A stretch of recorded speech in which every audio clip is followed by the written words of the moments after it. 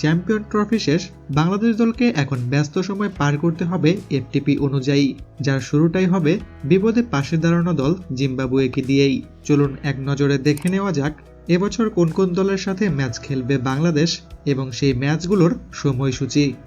এপ্রিলেই বাংলাদেশ সফর করতে আসবে জিম্বাবুয়ে। 20 এপ্রিল হতে জিম্বাবুয়ের সাথে 2টি টেস্ট ম্যাচ খেলবে বাংলাদেশ। জিম্বাবুয়ের সাথে ম্যাচ শেষেই সামনের মাসেই পাকিস্তান ট্যুরে যাবে বাংলাদেশ। পাকিস্তানের সাথে খেলবে 3টি ওডিআই এবং 2টি টি-20। পাকিস্তান সফর শেষে জুন অথবা জুলাই মাসে শ্রীলঙ্কা পাড়ি জমাবে বাংলাদেশ।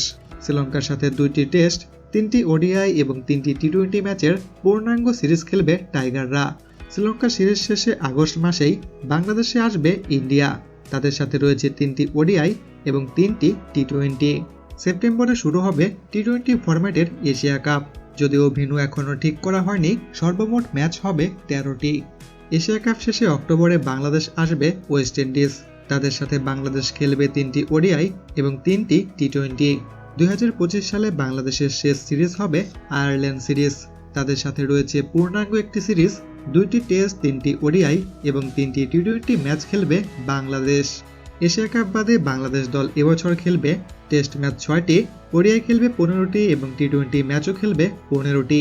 এছাড়াও এফটিপির বাইরে গিয়ে পাকিস্তানের সাথে একটি দ্বিপাক্ষিক সিরিজ আয়োজনেরও কথা রয়েছে।